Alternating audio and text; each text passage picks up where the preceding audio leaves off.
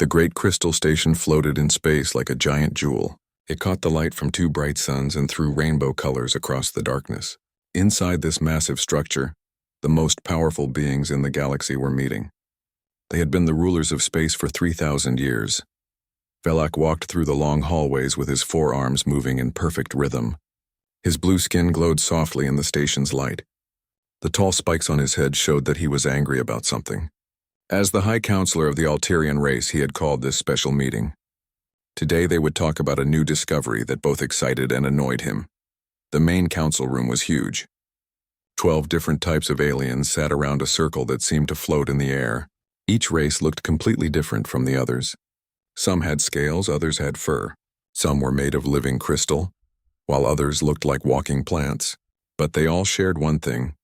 They believed they were better than every other life form in the galaxy. Thyssera moved without making any sound. Her body was made of clear crystal that sparkled with inner light. She was older than anyone else in the room. Her race could read thoughts, and right now she could feel the excitement and pride flowing from the other council members. It made her feel sick. These beings had become too comfortable with their power. "Fellow counselors," Velak said in his deep voice, "we are here to discuss the bipedal species we found on the planet they call Earth." A low rumble came from the corner where Graximol sat. The huge creature looked like he was made for war. His thick skin was covered in natural armor, and sharp claws grew from his hands. He was the military leader of the Brultakan people, and he did not like wasting time on weak species.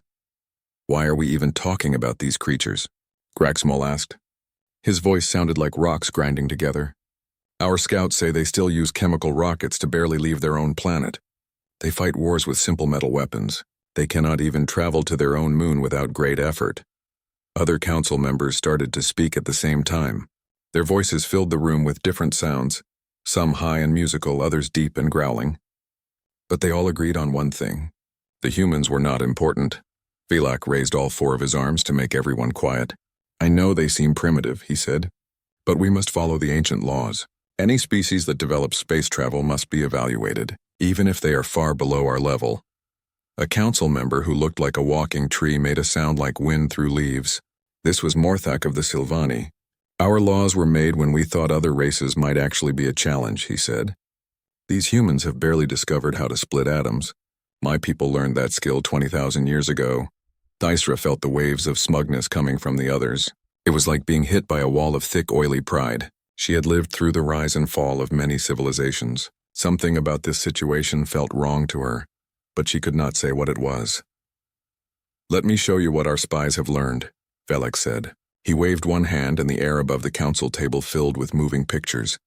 The images showed Earth from space. It was a blue and green world covered with clouds. Then the pictures changed to show human cities, human vehicles, and human technology.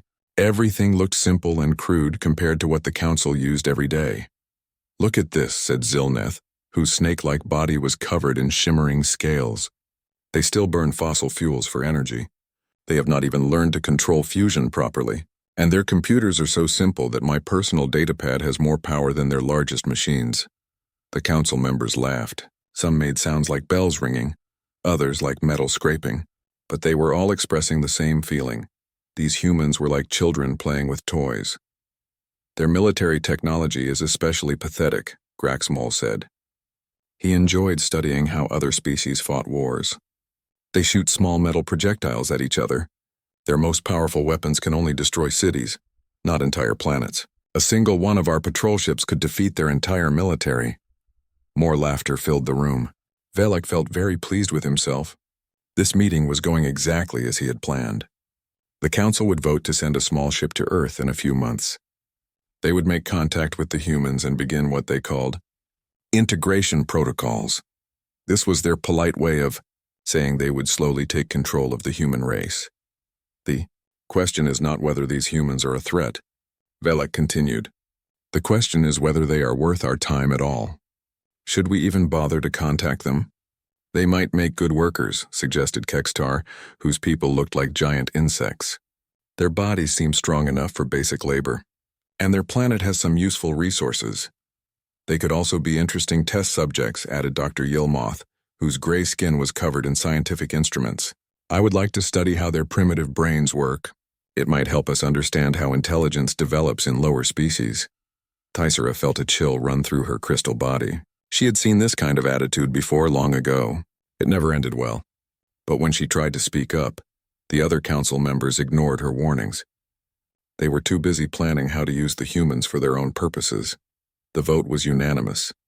They would send the diplomatic ship Benevolent Contact to Earth in 6 months. It would carry a small crew and some basic gifts to show the humans how generous the galaxy's rulers could be. The humans would be so amazed by their technology that they would immediately surrender their independence. As the meeting ended and the council members began to leave, Tysera stayed behind. She stared at the last image of Earth floating in the air. Something about those blue oceans and white clouds made her feel uneasy.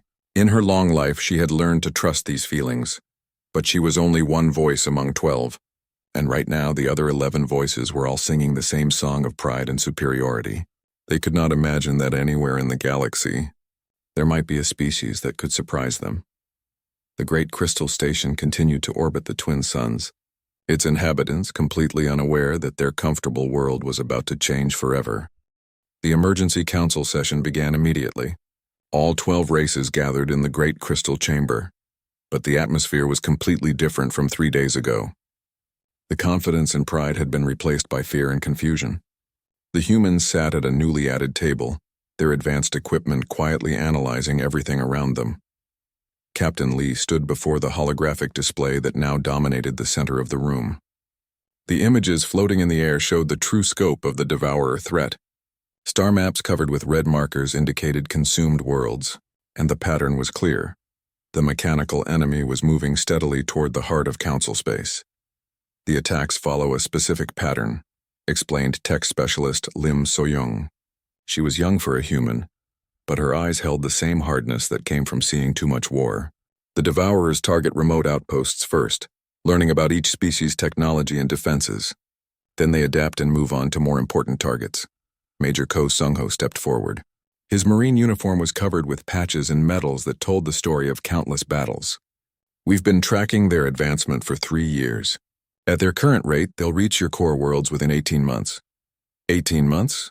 Velak's blue skin had turned almost white. That's impossible. Why didn't our long-range sensors detect such a massive threat? Navigator Bei Jiho activated his own display, showing the paths the Devourers had taken through space. Because they're smart. They avoid your patrol routes and sensor networks. They know exactly where you look and where you don't. The navigator's augmented reflexes were visible as his hands moved across the controls faster than normal eyes could follow. They've been studying you for decades, learning your patterns. While you focused on the civilized parts of the galaxy, they've been consuming everything else.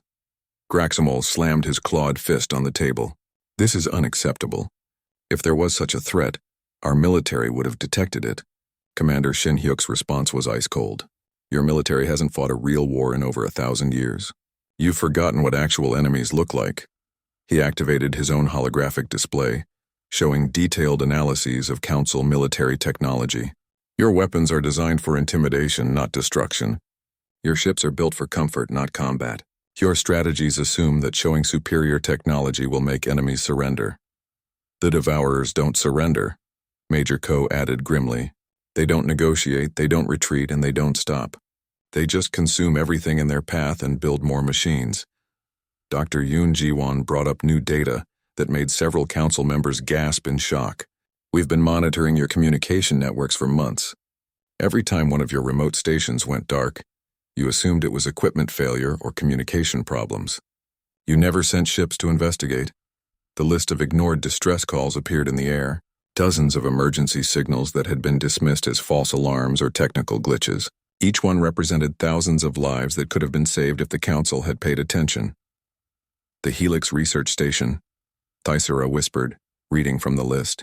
They sent 17 emergency signals before going silent. We thought their communication array was malfunctioning.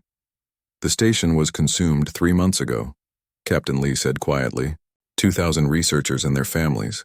The Devourers processed them all into raw materials. A heavy silence fell over the chamber. The council members were beginning to understand the true cost of their arrogance. While they had been comfortable in their superiority, thousands of their people had been dying horrible deaths. Why didn't you warn us earlier? demanded Zilneth, her snake-like body coiling with agitation. If you knew about this threat, why didn't you contact us immediately? The answer came from Commander Shin, and his voice carried years of frustration and anger. We tried. Your diplomatic protocols required us to prove our technological worthiness before we could address the Council directly. According to your own laws, we were too primitive to speak with you as equals. He pulled up the Council's first contact procedures on his display. Minimum technological requirements for diplomatic contact, faster than light travel, energy weapons, artificial intelligence, and proof of spacefaring civilization for at least 500 years. We met the first 3 requirements 2 years ago, Admiral Kim continued, but we've only been in space for 60 years. By your own rules, we had to wait another 440 years before we could officially warn you about the Devourers. The absurdity of the situation hit the Council members like a physical blow. Their own pride and bureaucracy had prevented them from learning about the greatest threat their civilization had ever faced. So we took a different approach, Captain Lee said. We let you think we were primitive while we prepared for war. We built our fleets, developed our weapons, and learned how to fight the Devourers. When we were ready, we came to you directly. Tech specialist Lim activated a new display showing human military assets. The numbers were staggering. Hundreds of warships, thousands of fighters, weapons that could crack planets, and defensive systems that the Council couldn't even understand. We've been at war for 3 years, she explained. We've lost 12 colonies and over 2 million people. But we've also learned how to hurt the Devourers. We've developed weapons they can't adapt to and strategies they can't counter. The display showed footage from human battles against the mechanical enemy. Massive space battles where human ships used tactics that seemed impossible. Weapons that could destroy Devourer machines faster than they could repair themselves. Soldiers with enhanced abilities fighting mechanical horrors in the corridors of damaged ships. Your technology is impressive, Graxamol admitted grudgingly. But can it really stop an enemy that has been consuming worlds for thousands of years? Major Ko's smile was sharp as a blade. We've been stopping them for 3 years. Every time they attack one of our worlds, we make them pay a price they can't afford. They've learned to avoid human space because we cost them more resources than they can gain. But we can't protect the entire galaxy by ourselves, Admiral Kim added. We need allies. We need every ship and every weapon we can get if we're going to end this threat permanently. Navigator Bay brought up a tactical display showing the current positions of both human and Devourer forces. They're massing for a major offensive. Our intelligence suggests they're planning to attack the Council core worlds within the next 6 months. 6 months? Velok stood up so quickly that his chair fell over. You said 18 months before. That was if they continued their current pattern, Captain Lee explained. But they've changed tactics.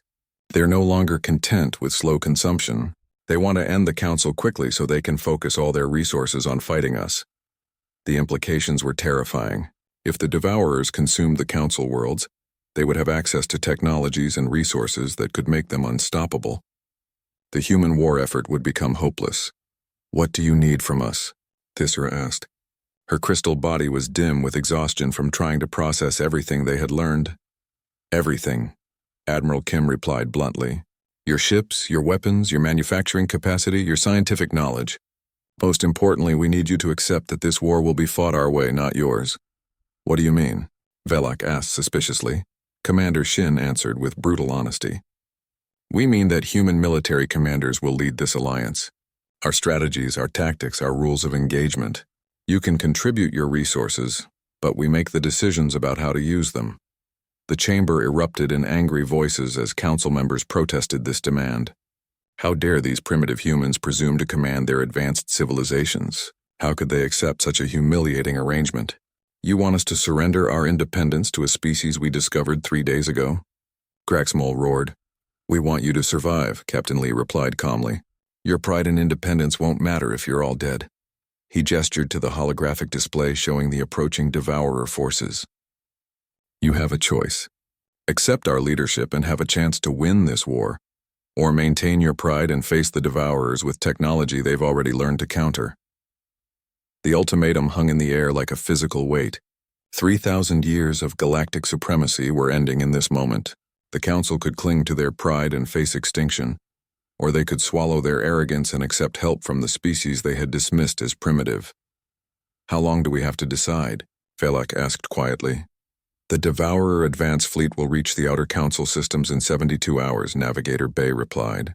After that, the decision will be made for you. 3 days had passed since the council meeting. The Great Crystal Station continued its slow orbit around the twin suns, and life went on as it always had. The council members were busy with their normal duties, already starting to forget about the primitive humans on that distant blue world. In the station's control center, a young Altarian named Kezanal was watching the long-range sensors. This was boring work that nobody important wanted to do. He spent most of his time looking at empty space and recording the movement of asteroids and comets. Nothing exciting ever happened out here on the edge of the system. That changed when his screen suddenly filled with warning lights. What? Kezanal said to himself. He had never seen anything like this before. His instruments were showing a massive energy reading coming from the outer system. Something big was moving toward them, and it was moving fast, very fast. He checked his readings 3 times before he believed what he was seeing. The object was traveling at a speed that should have been impossible. According to everything the Council knew about physics, nothing could move that fast without being torn apart. Kezanal's hands shook as he activated the emergency communication system. Alert! Alert! Unknown contact approaching the station at impossible velocity. All across the station, alarms began to sound. The peaceful daily routine was shattered as thousands of beings rushed to their emergency positions. In the council chambers, Velak was pulled out of a meeting about trade regulations. His blue skin turned almost white when he heard the news. How fast is it moving? He demanded. Faster than any ship in our records, Kezanal replied. His voice cracked with fear. It should be impossible, but our sensors don't lie. Graxmol arrived at the control center with heavy footsteps that shook the floor. The massive warrior was fully armed and ready for battle. Where did it come from? He growled. From the direction of... Kezanal checked his star charts. From the direction of the Sol system, where Earth is located. A cold silence filled the control center. Everyone remembered the council meeting just 3 days ago. They had laughed at the primitive humans with their simple rockets and crude weapons. Now something was coming from that same region of space, moving faster than anything they had ever seen. The station's defensive systems activated automatically. Energy shields powered up around the crystal structure. Weapon platforms moved into position, their deadly cannons charging with enough power to destroy a small moon. If this was an attack, the station was ready to fight back. But as the object got closer, their sensors began to pick up more details. It was definitely a ship, but not like any ship they had ever seen. It was huge, more than 1 kilometer long and covered in strange metal that seemed to absorb light. The hull was marked with scars and burn marks that showed it had been in many battles. By the ancient stars, whispered Thyssera. She had arrived at the control center and was trying to scan the approaching vessel with her telepathic abilities. I cannot read anything from that ship. It's like trying to look through solid stone. The ship dropped out of faster-than-light travel right in front of the station. One moment there was empty space, and the next moment there was a massive warship sitting just outside weapons range. It was so close that everyone could see the details of its hull through the viewing windows. The design was unlike anything in council records, where their ships were smooth and elegant. This one looked like it was built for war. Weapon ports covered its surface like the eyes of some giant predator. Strange antennae and sensor arrays stuck out at odd angles. The whole ship looked dangerous and alien. Incoming transmission, announced the communication officer, her voice barely above a whisper. The main screen flickered, and suddenly they were looking at the bridge of the human ship. The first thing everyone noticed was how different it looked from their own clean, bright command centers. This bridge was darker, with red lighting and displays that showed tactical information.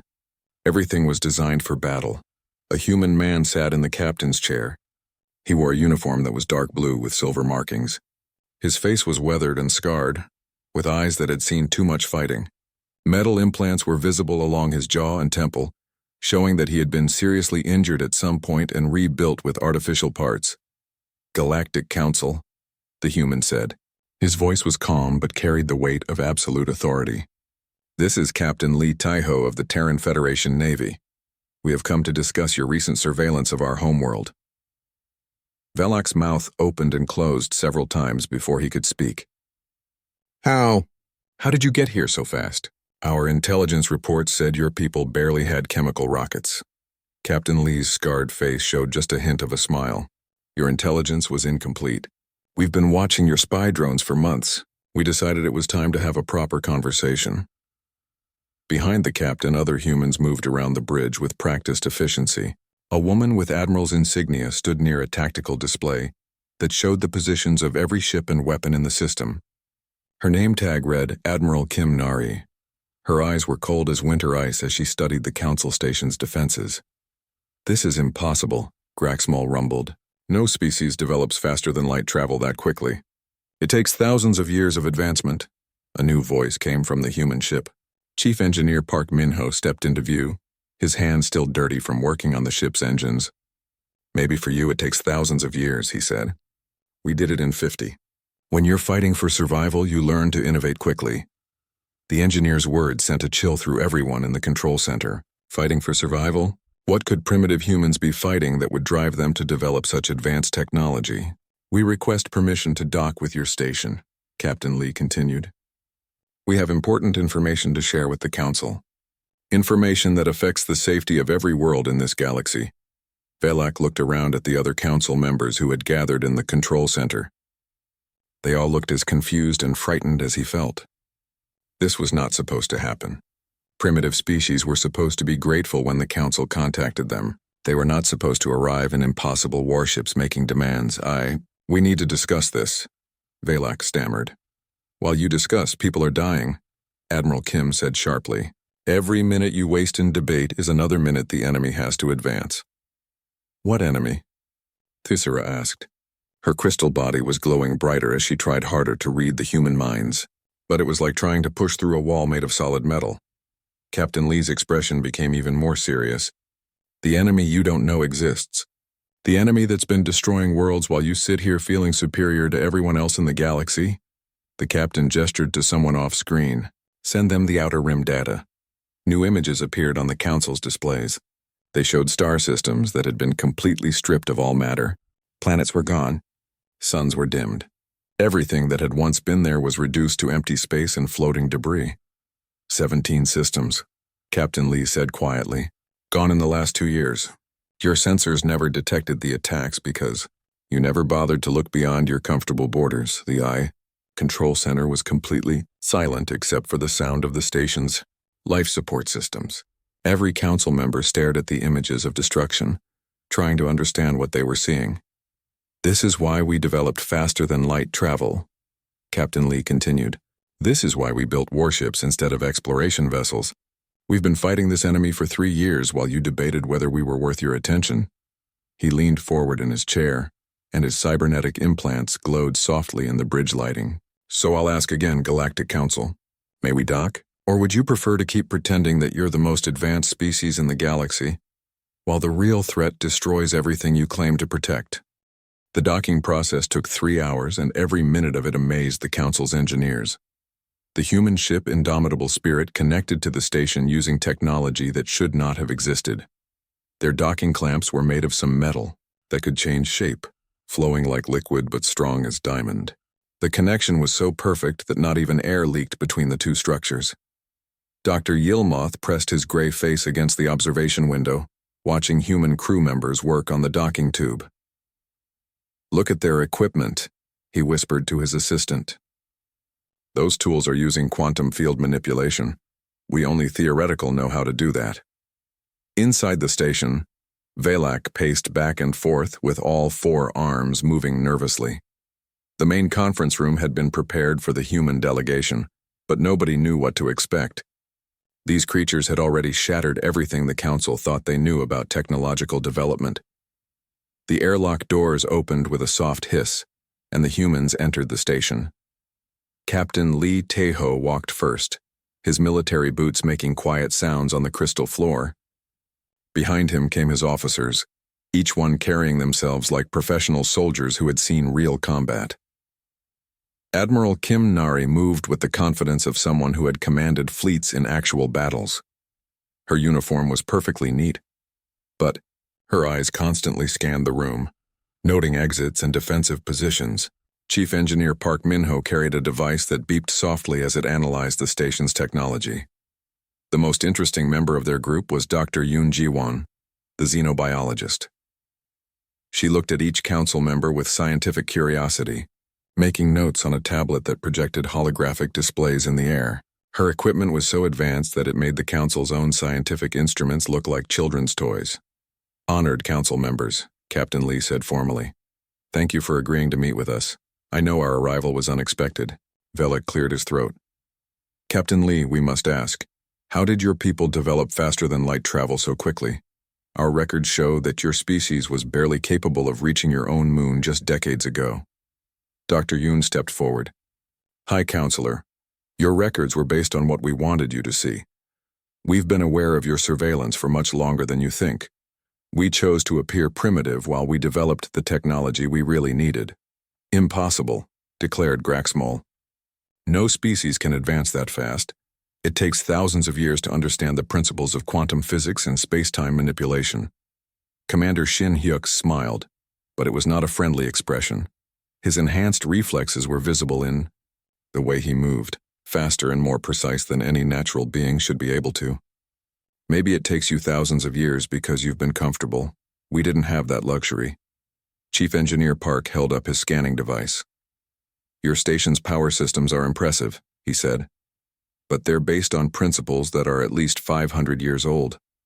You've been using the same basic fusion technology for centuries without any real improvements." The council members looked at each other with growing confusion and embarrassment. How could these humans analyze their most advanced systems so easily? "Let me show you something," Park continued. He touched a control on his device and suddenly a small object appeared in his palm. It looked like a tiny star, glowing with intense light, but giving off no heat. "Controlled micro-singularity," he explained casually. "We use these to power our ships. Each one contains more energy than your entire station's fusion reactors." Dr. Yilmoth nearly fell over. "That's impossible. Creating artificial black holes requires technology that you don't have," Park finished. "We developed it because we needed portable power sources for our weapons. When you're fighting an enemy that can consume entire solar systems, you need every advantage you can get." Thisra had been trying to read the human mind since they arrived, but she was having no success. Finally, she could not contain her frustration any longer. "Why can I not sense your thoughts?" she demanded. "My people have been telepathic for 10,000 years. No mind can block us completely." Lieutenant Choi Yoonji, the communications officer, answered this question. "We learned about telepathic species early in our exploration. We developed mental shielding because we couldn't afford to have our strategies read by enemies." She touched a small device behind her ear. "Neural dampening field. It creates a barrier that stops telepathic intrusion while still allowing normal brain function. Every human in space has them." The telepathic attack that followed surprised everyone. Thisra, frustrated by her inability to read human thoughts, gathered all her mental power and tried to force her way through their defenses. For a moment, her crystal body blazed with light as she focused her abilities. The result was shocking. Instead of breaking through, her telepathic probe was reflected back at her with such force that she cried out in pain. She staggered backward, her body flickering between transparent and opaque as she struggled to recover. "I warned you not to try that," Lieutenant Choi said calmly. "Our neural shields don't just block telepathy. They actively defend against it. The harder you push, the harder they push back." Dr. Yoon opened her tablet and showed the council detailed scans of their own station. "While we've been talking, our passive sensors have mapped your entire facility. Your defensive systems are adequate for fighting other council races, but they wouldn't last 5 minutes against the enemy we've been facing." "What enemy?" Velak asked desperately. "You keep talking about this threat, but you haven't told us what it is." Captain Lee's expression became grim. "They call themselves the Devourers. They're not a natural species. They're machines that were built by some long-dead civilization. Their only purpose is to consume organic matter and convert it into more machines." The captain activated a holographic projector that filled the air with three-dimensional images. The council members watched in horror as mechanical creatures swarmed over a planet's surface, stripping away all life and leaving only bare rock behind. "They've been working their way through the galaxy for thousands of years," Admiral Kim explained. They move slowly but steadily, consuming everything in their path. Your comfortable borders have protected you from knowing about them, but they're getting closer. Why should we believe you? Graxmol challenged. This could be some elaborate deception to make us fear you. Commander Shin moved faster than anyone thought possible. One moment he was standing still, and the next moment he was beside Graxmol with a weapon pointed at the alien warrior's throat. The device in his hand hummed with energy that made the air itself seem to vibrate. If we wanted to conquer you, Shin said quietly, we wouldn't need deception. We would just do it. He stepped back and holstered his weapon so quickly that some council members weren't sure they had seen it at all. But conquest isn't our goal. Survival is. And right now, survival means working together. Dr. Yoon brought up more data on her hologram. The Devourers have consumed 17 worlds in council space over the past 2 years. Your sensors missed the attacks because they happened in systems you considered unimportant. Remote colonies, research outposts, mining stations. The list of destroyed worlds appeared in the air, each one marked with the date it had been consumed. The council members read the names with growing horror. Many of these were places they had friends or family members. The Cathera mining colony, whispered Morthak. My nephew was stationed there. We lost contact 6 months ago, but we thought it was just a communication problem. The Devourers don't leave survivors, Captain Lee said gently. They process all organic matter into raw materials for building more machines. I'm sorry for your loss. The crystal chamber fell silent except for the soft sounds of the station's life support systems. Everything the council had believed about their place in the galaxy was crumbling around them. They were not the most advanced species. They were not safe in their comfortable borders. And they were definitely not prepared for the threat that was coming. What do you want from us? Belak asked finally. Alliance, Admiral Kim replied. We've been fighting the Devourers alone for 3 years. We've learned how to hurt them, but we can't stop them by ourselves. We need every ship, every weapon, every mind that can help us find a way to end this threat. She looked directly at each council member. Your pride won't save your worlds, but working together might. The next 72 hours changed everything. Emergency meetings ran continuously in the Crystal Station, as council members struggled with the hardest decision in their civilization's history. Outside, the human warship Indomitable Spirit waited patiently, its sensors constantly scanning space for signs of the approaching enemy. In his private chambers, Belak stared at reports that confirmed everything the humans had told them. Long-range scouts had finally reached the outer systems where distress calls had been ignored. They found only empty space where thriving colonies should have been. The evidence was undeniable. The Devourers were real and they were coming. Dissera moved through the station's corridors like a ghost. Her telepathic abilities let her feel the fear and confusion radiating from everyone around her. 3,000 years of certainty had been shattered in a matter of days. The most advanced civilizations in the galaxy had been reduced to frightened children hiding from monsters in the dark. On the 3rd day, long-range sensors detected the approaching Devourer fleet. The mechanical ships moved in perfect formation, their hulls black as space itself. There were hundreds of them, each one designed for a single purpose: consumption and conversion of organic matter into more machines. Fleet Admiral 1, Kyungmin, arrived with the main human battle fleet just as the Yo enemy ships reached the outer edge of the system. His flagship Eternal Defiance was even larger than the Indomitable Spirit, its hull covered with weapons that hummed with barely contained energy.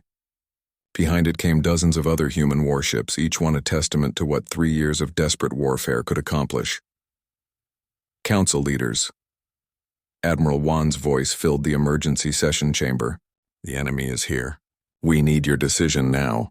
The 12 council members looked at each other with expressions of defeat and resignation. Everything they had believed about their place in the universe was crumbling around them. But the alternative to accepting human leadership was extinction. Belak stood slowly, his forearms hanging at his sides in a gesture of surrender. The Altarian Republic accepts human military command for the duration of this crisis. One by one, the other council members followed his lead. Some spoke with dignity, others with barely controlled anger, but all of them made the same choice. Survival over pride. Dr. Han Minji, The human weapons specialist immediately began coordinating with Council scientists to integrate their technologies.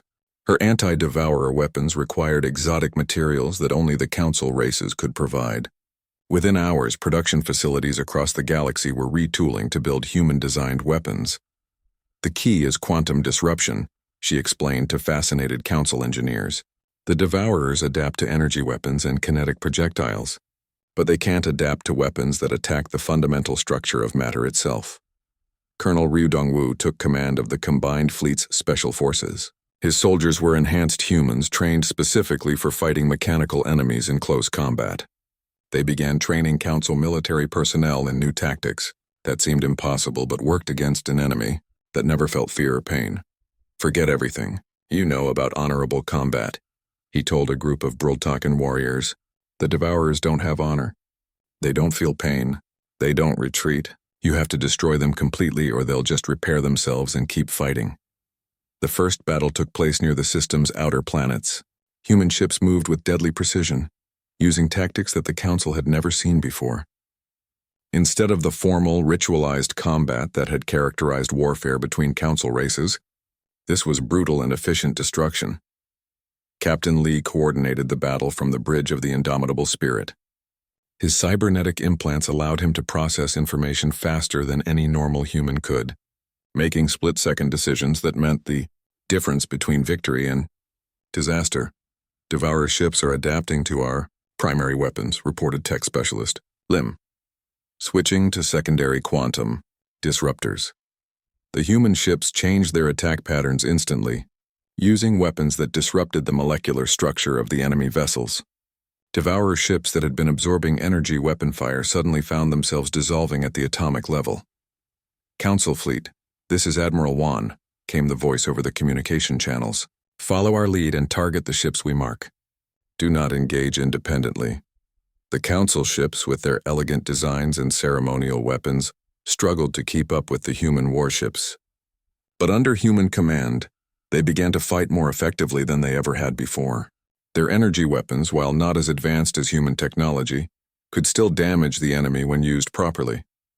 The battle lasted 18 hours. When it was over, the Devourer advance fleet had been completely destroyed. Not a single enemy ship escaped to report back to the main force. For the first time in 3 years of war, the humans had achieved a perfect victory, but Captain Lee showed no celebration on his scarred face. "This was just their scouting force," he told the Council leaders. "The real fleet is still coming. This bought us maybe 2 weeks to prepare." Those 2 weeks became a period of frantic activity. Human engineers worked with Council technicians to upgrade every ship and weapon system.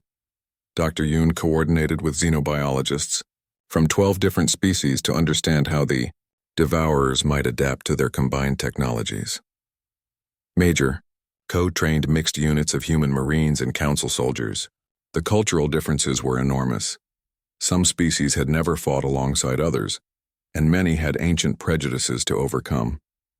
But the threat of extinction was a powerful motivator for cooperation. "In combat, there are no Alterians or Brultakans or humans," he told a mixed training group. "There are only soldiers fighting to protect their homes. The Devourers don't care about your species or your culture. They just want to consume you."